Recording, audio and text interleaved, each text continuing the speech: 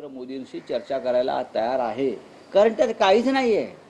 भाजपची फक्त फसवाफसवी आणि बनवाबनवी आहे. वकील आहेत होते, देवेंद्रजी स्वतः वकील आहेत ना. जरा वाचा, बिल वाचा. 2023ला आपण स्वतः केलेलं कौतुक आणि अभिनंदन वाचा. नरेंद्र मोदींचा 2023चा राष्ट्र के नाम दिलेला संदेश आहे का?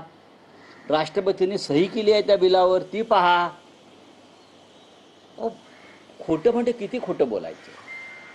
त्याबाबत फडणवीसांनी काल स्पष्टीकरण दिलं. ते म्हणाले की तेव्हाचं ट्विट देखील करेक्ट होतं, आजचं ट्विट देखील करेक्ट आहे. सोबत त्यांनी म्हटलं की संसदेत असल्याची अक्कल कमी आहे. नाही राऊत, त्यामध्ये एक असं आहे, हे संसदेची अक्कल काढतायत. संसदेची अक्कल काढतात, लक्षात घ्या. संसदेमध्ये सध्याचे 543 खासदार आहे, त्यांच्या अकलेपेक्षा यांची अक्कल जास्त आहे. पण त्या 543 मध्ये त्यांचे खासदार आहेत. हा राऊत, त्यात मुद्दा एक असा आहे की फडणवीसांचं काल म्हणणं होतं की 2023 साली हे विधेयक जेव्हा मंजूर झालं तेव्हा एनडीएकडे 2/3 संख्याबळ होतं किंवा पाठिंबा होता. पण आज जेव्हा दुरुस्ती आणि त्यातले काही तांत्रिक मुद्दे आहेत, जेव्हा इंडिया अलायन्सला कळलं की सरकारकडे 2/3 बहुमत नाहीये, त्यावेळेस हे विधेयक पाडण्याचं षडयंत्र रचले. कोणते विधेयक पाडण्यात आलेलं नाही ज्यांचा संबंध महिला आरक्षणाशी आहे. हा पहिला मुद्दा. भारतीय जनता पक्षाला किंवा भारतीय जनता पक्षातील एका गटाला, मी परत सांगतो, त्यांना प्रधानमंत्री पदावरून मोदींना जाण्याचे वेध लागले आहे. त्या गटाला, त्या गटामध्ये देवेंद्र फडणवीस आहेत का मला माहीत नाही, पण भाजपमधल्या एका गटाला देवेंद्र फडणवीस यांना घालवायचे आणि जाण्याचे वेध लागलेले आहेत. त्यानंतर मोदी गेल्यानंतर या देशाची सत्ता अमर्याद आपल्याकडे राहावी यासाठी 850 खासदारांचं हे जे षडयंत्र आहे, या माध्यमातून डिलिमिटेशनच्या माध्यमातून ते निर्माण करण्यासाठी हे डिलिमिटेशन बिल आणण्यात आलं. हा आमचा आरोप नसून हे सत्य आहे. तुम्हाला महिलांना आरक्षण देण्यास कोणी रोखलेलं नाही. आताही द्या. 543 खासदारांमध्ये तुम्ही 180 महिलांना ताबडतोब आरक्षण द्या. त्याच्यामध्ये जर आमच्या जागा जाणार असतील, आम्ही तयार आहोत. राज्याच्या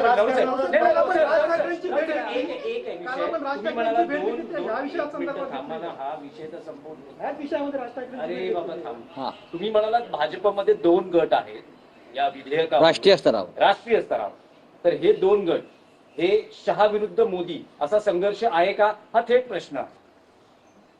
नरेंद्र मोदींनी जर मनात आणलं असतं तर हे विधेयक मंजूर करून घेऊ शकलं असतं. नरेंद्र मोदींची खरोखर इच्छा असती तर ते विधेयक मंजूर करण्यासाठी त्यांनी स्वतः चर्चा करून अनेकांचं मन वळवलं असतं. यापूर्वी झालेलं आहे. पण या बिलाचे सूत्रधार अमित शहा होते, डिलिमिटेशन बिलाचे. महिला आरक्षण नाही. ते परत सांगतोय, डिलिमिटेशनच्या बिलाला अमित शहानी गुलाबी साडी नेसवून ते महिला आरक्षण म्हणून आणलं.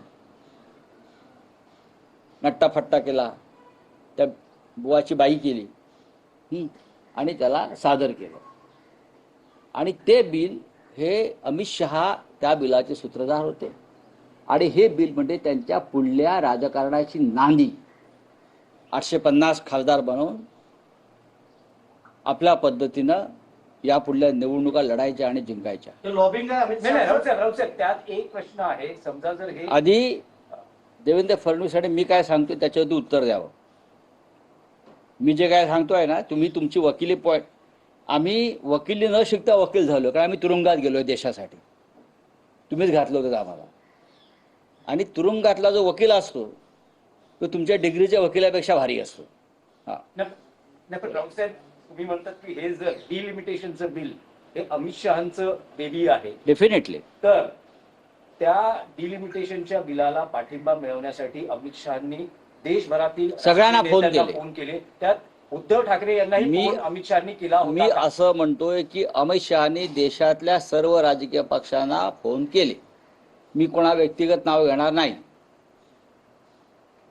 याला केला का, त्याला केला का, देशातल्या बहुतेक सर्व राजकीय पक्षांना फोन केले.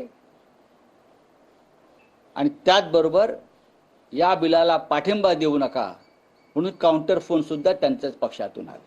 म्हणजेच कोणाचा? म्हणजेच त्यांच्याच मोदी मला कोणाशी विषय असं बोलायचं नाही, पण हे बिल डिलिमिटेशन बिल हे भाजपांतर्गत वादाचा विद्रोह आहे.